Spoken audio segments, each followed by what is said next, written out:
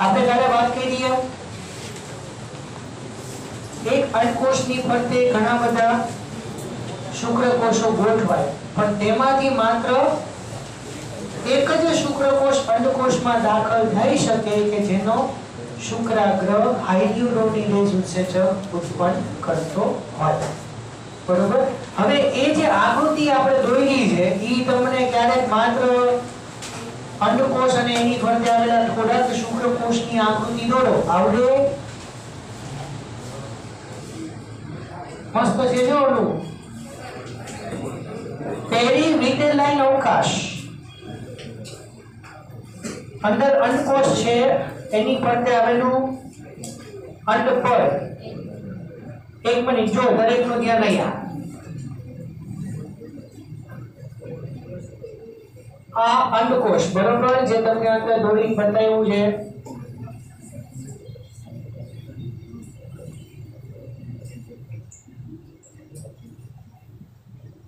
એટલે આ થઈ ગયું અંડપળ બરોબર. પછી એની ફરતે પાછા એક આવરણ છે જો, એટલે ઈ આવરણ દોરું છું.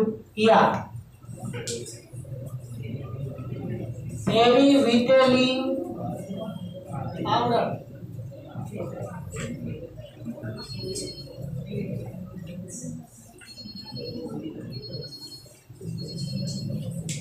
પડે છે કઈ ખબર? તો આ છે અંડપળ.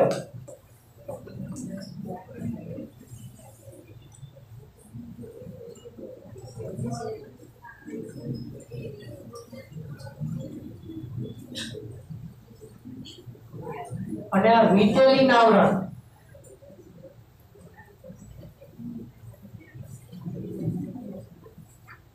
બરાબર. એટલે અંડપળ અને વિટેલિન આવરણની વચ્ચે જે આ જગ્યા રહી બરોબર, એને કહેવાય પેરીવિટેલિન અવકાશ.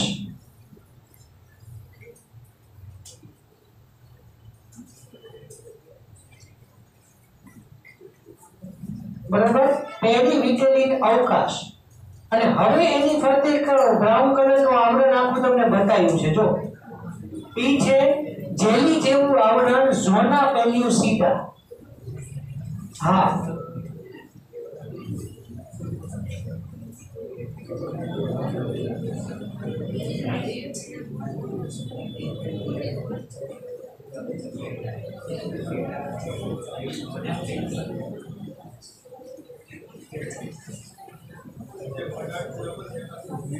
હા અત્યાર સુધીનું દેખાણું ને.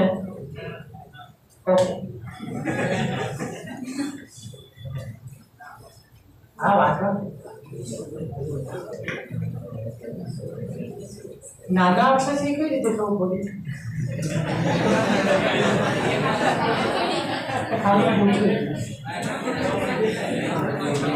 નાના અક્ષર નહીં દેખાય.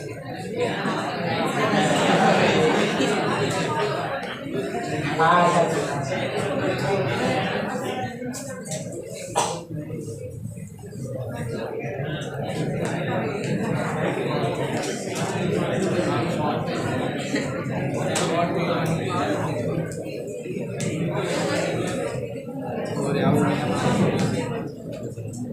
બરોબર. આ થઈ ગયું. હવે જોતા છે આ શું લખ્યું? Very good.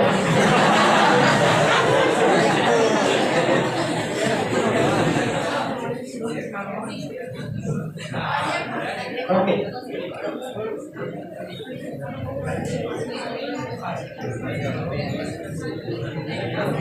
જો વિટેલિન અવકાશની ફરતે જેલી જેવું એક આવરણ આવે એને કહેવાય ઝોના પેલ્યુસિડા. અને એની ફરતે સરસ મજા જો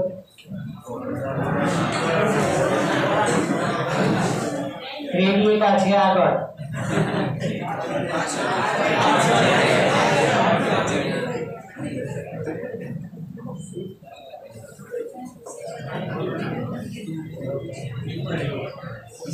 પણ આની અંદર તમારે અમુક શુક્રકોષ એને બહાર બતાવવાના અને એક શુક્રકોષ અંદર જાય એવું બતાવવાનું. જો એની અંદર એવી રીતે જ બતાવ્યું છે.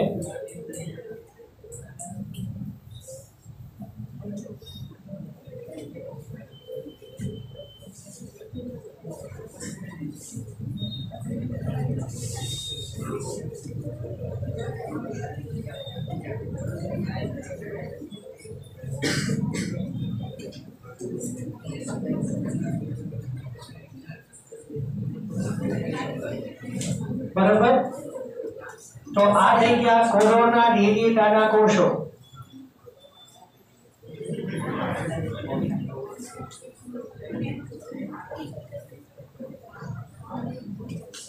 એટલે અમુક શુક્રકોષો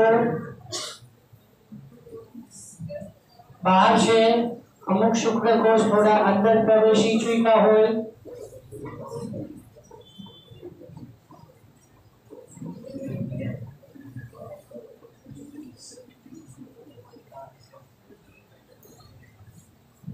बराबर।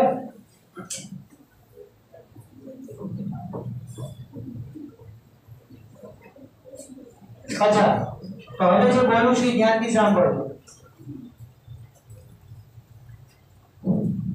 પછી એવું લાગે તો કહેજો, વર્ણન પછી તમને લખાવી દઈશ। ના માગે છે લખી દેજો।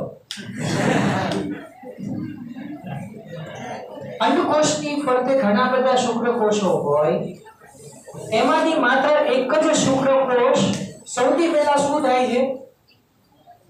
કોરોના રેડિયેટાના આવરણમાંથી, કોરોના રેડિયેટાના કોષોના આવરણમાંથી શુક્રકોષો જે છે એની ફરતે આવેલા છે, અને એક જ શુક્રકોષ કોરોના રેડિયેટા કોષમાંથી પસાર થશે। ઝોના પેલ્યુસિડાના સંપર્કમાં આવશે,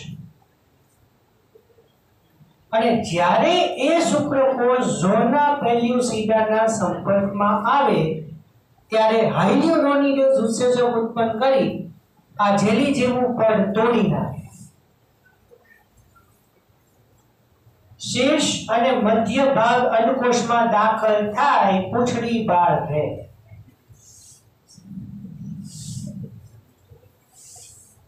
शीर्ष शुक्रकोषનો शीर्ष અને મધ્ય ભાગ અંડકોષમાં દાખલ થશે, પૂંછડી બહાર રહેશે। પહેલી આટલી ખબર। એટલે અહીંયા અંડકોષની ફરતે ઘણા બધા શુક્રકોષો, એમાંથી માત્ર એક જ શુક્રકોષ કે જેનો શુક્રાગ્ર હાયલ્યુરોનિડેઝ બનાવશે એ આ પહેલા જેલી જેવું પડ તોડી નાખશે, પછી વિટેલાઇન લેયર તોડી નાખશે, પછી અંડપડ તોડશે। એટલે શીર્ષ અને મધ્ય ભાગ બંને અંડકોષમાં દાખલ થાય, પૂંછડી બહાર રહે।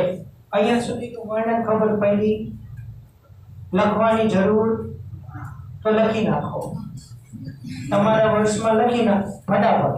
ચલો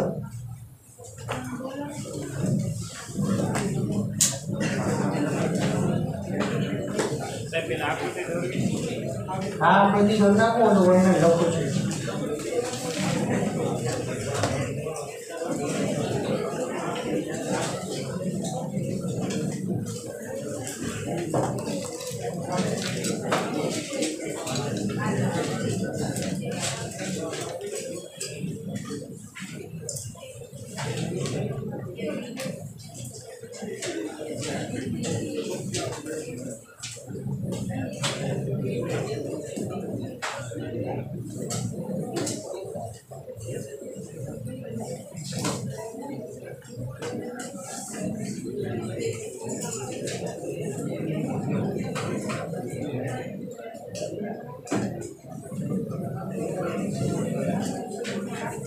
कायना वर्णन थी कंटिन्यू हायल्युरोनिडेज उत्सेचक उत्पन्न करे ए अंडकोष में दाखल થઈ શકે, ત્યાંથી અહીંયા વર્ણન કંટિન્યુ।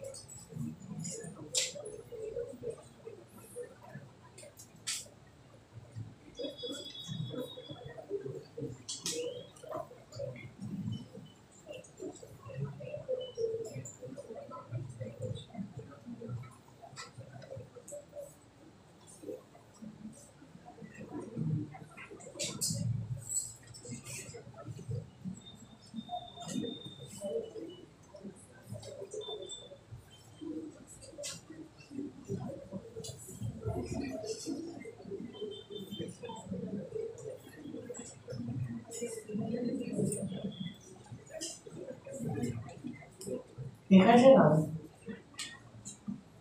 આ વર્લ્ડ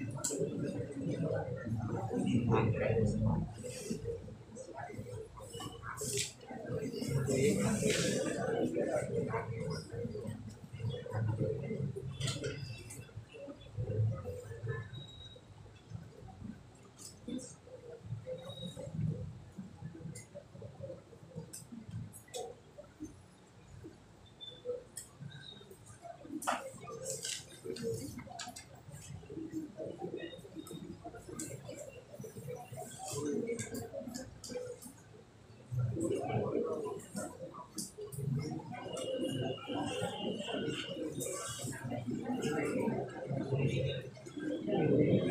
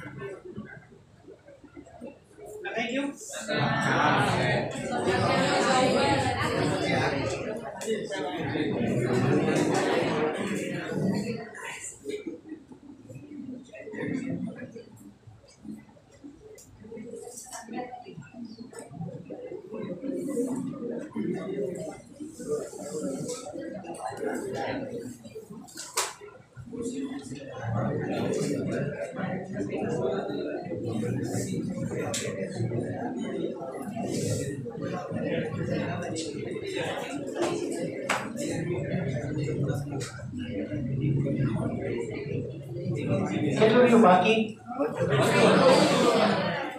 ચલો તો સ્ટાર્ટ કરીએ.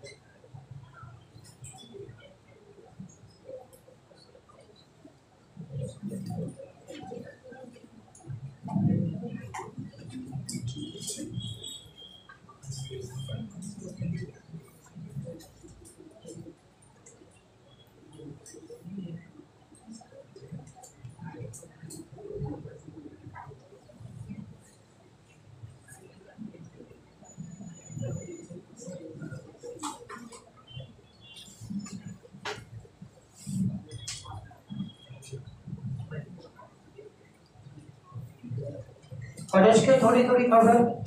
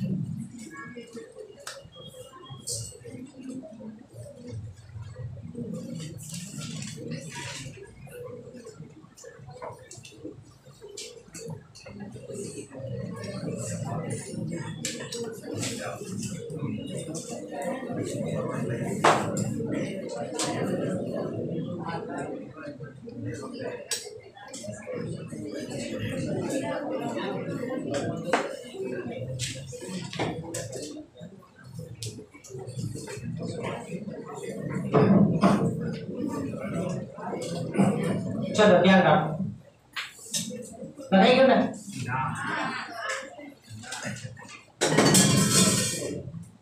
चलो પછી લખતા કરો ઘોષો પછી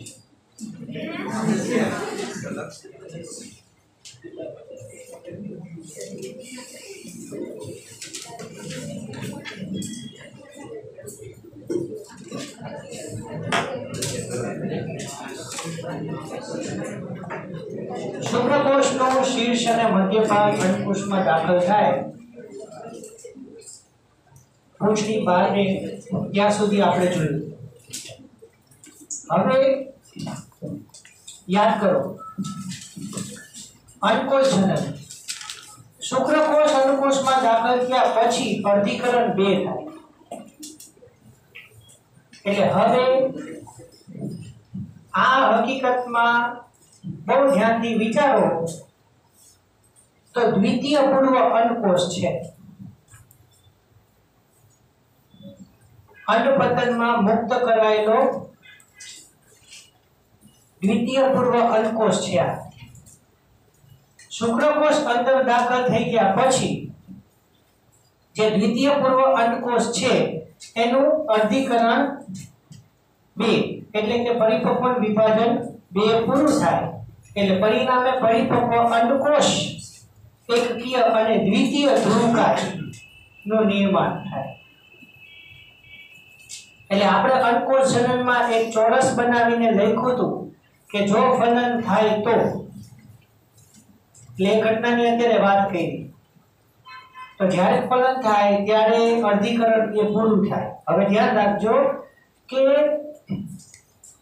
શુક્રકોષનો જે શીર્ષ અને મધ્ય ભાગ અંદર અંડકોષમાં દાખલ થયો તો હવે શુક્રકોષના કોષ કેન્દ્રને નર પ્રકોષ કેન્દ્ર કહેવાય કે જે N છે એકકીય એટલે કે એનામાં 23 રંગસૂત્ર છે. અને અર્ધીકરણ 2 ની ઘટના પૂરી થઈ ગયા પછી જે પરિપક્વ અંડકોષ છે એના કોષ કેન્દ્રને કહેવાય માદા પ્રકોષ કેન્દ્ર. એ પણ એકકીય છે. નર પ્રકોષ કેન્દ્ર એકકીય અને માદા પ્રકોષ કેન્દ્ર એકકીય બંનેના જોડાવાથી ફલિતાંડનું નિર્માણ થાય. એટલે આ થઈ ફલનની વાત, આ થઈ ફલનની વાત અને આ થઈ ફલિતાંડના નિર્માણની વાત. જે હું તમને ચેપ્ટરની સ્ટાર્ટિંગમાં પૂછતો હતો કે ફલન અને ફલિતાંડ બંને જુદા આ રીતે. એટલે શુક્રકોષ અંડકોષમાં દાખલ થયો એટલે આ થઈ ગઈ ફલનની ઘટના અને આ થઈ ગયું ફલિતાંડનું નિર્માણ. બરાબર. તો ફલિતાંડનું નિર્માણ એમ્પ્યુલા ઇસ્થમસના જોડાણ સ્થાને થાય અંડવાહિનીમાં. બરાબર. તો અંડવાહિનીનો ફૂલેલો ભાગ કે જેને કહેવાય છે એમ્પ્યુલા અથવા તુંબિકા. ક્લિયર? આટલું દરેકને બરોબર. હવે ફલિતાંડની અંદર વિખંડન શરૂ થઈ જશે. હવે હું અહીંયા આકૃતિ કાઢી નાખું છું. હવે નવી આકૃતિ દોરું છું.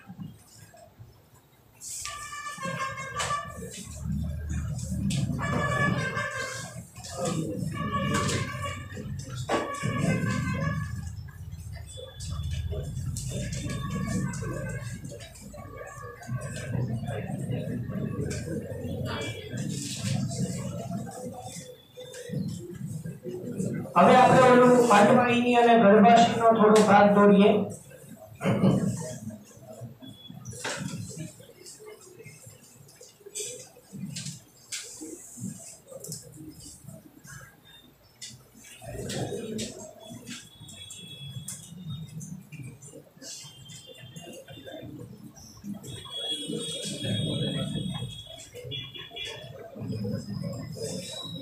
કઈ યાદ આવે છે? બરોબર. હવે અહીંયા યાદ રાખજો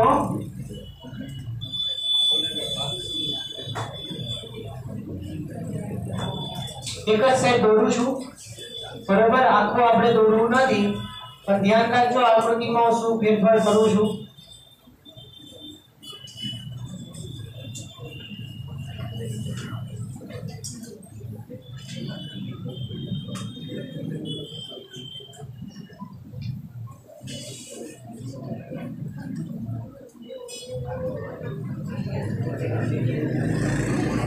चलो હવે નામ લખવાની જરૂર નથી ને, નામ આપો ફટાફટ.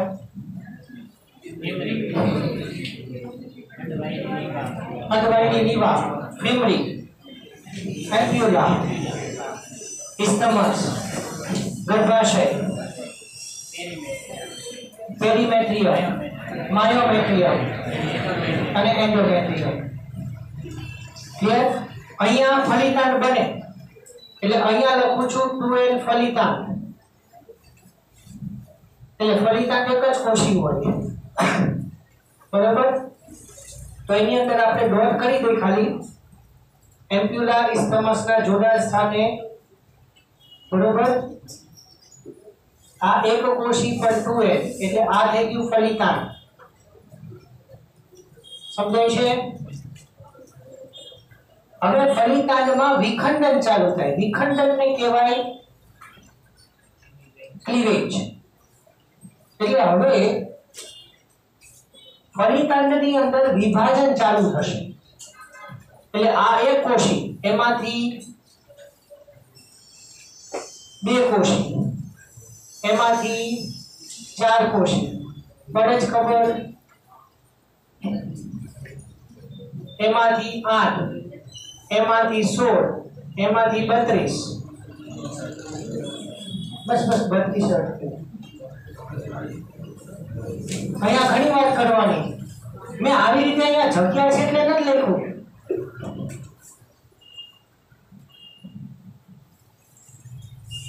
બરાબર?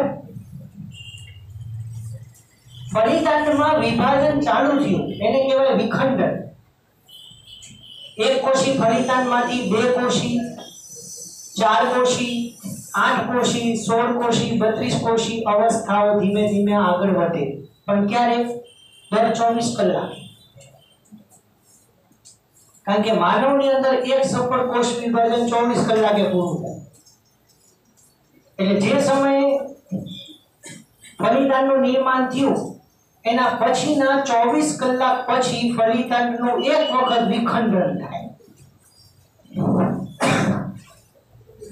એટલે એક કોષમાંથી બે કોષી અવસ્થા ધારણ થાય. પછી બીજા 24 કલાકે 2 માંથી 4 કોષી અવસ્થા. પણ જેમ જેમ 1 માંથી 2 માંથી 4 માંથી 8 માંથી 16 વિખંડન આગળ થતું જાય એમ ગર્ભાશય તરફ ખસતો જાય. પણ આ જે દરેક અવસ્થા છે 2 કોષી, 4 કોષી, 8 કોષી, બરાબર? આ દરેક અવસ્થાને ગર્ભકોષ્ઠી ખંડ તરીકે ઓળખવામાં આવે. અને એ ગર્ભકોષ્ઠી ખંડને કહેવાય બ્લાસ્ટોમિયર. અને એ બ્લાસ્ટોમિયર્સ ની અંદર 8 થી 16 કોષી અવસ્થાને કહેવાય મોરુલા અવસ્થા.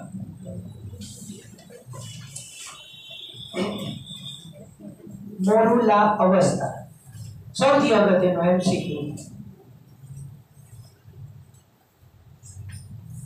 હવે 16 માંથી 32 કોષી અવસ્થા આવશે. પણ એ ટાઈમે ગર્ભ અંડવાહિનીમાંથી હવે ગર્ભાશય તરફ ખસી ગયો હશે. એટલે 32 કોષી અવસ્થાને બ્લાસ્ટ્યુલા અવસ્થા કહેવાય. તો 8 થી 16 કોષી અવસ્થાને મોરુલા અવસ્થા. તો મોરુલા અવસ્થા પછી તરત જ બ્લાસ્ટ્યુલા અવસ્થા.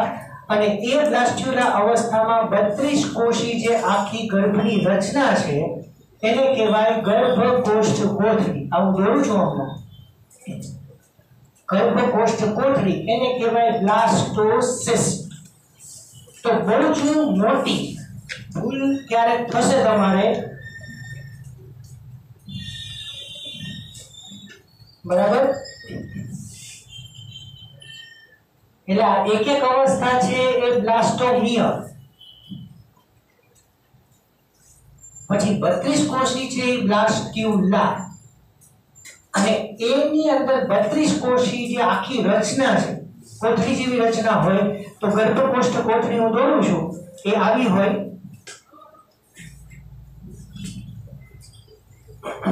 દોરી લો સાથે સેજ દોરી લો કાતોડી અંડવાઈની ગર્ભાશય છે ને અહીંયા રચના દોરી હોય ખાલી ફટાફટ દોરી નાખો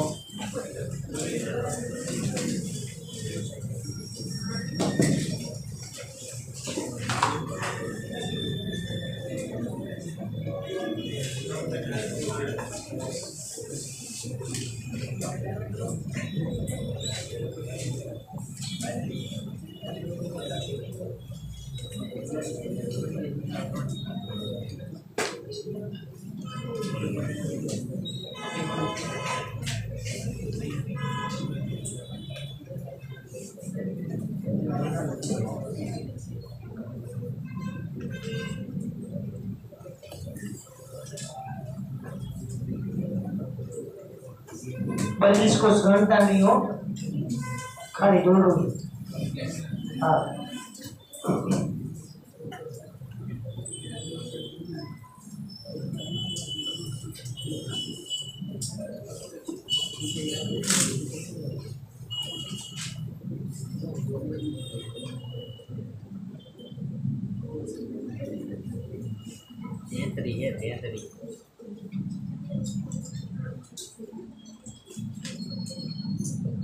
गानो જોઈશ આવું બરાબર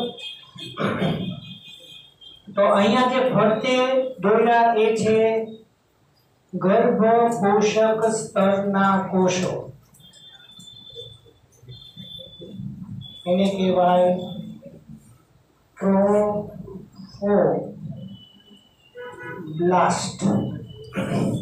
અને વચ્ચે જે દોર્યા એ છે ગર્ભીય કોષો embryo cells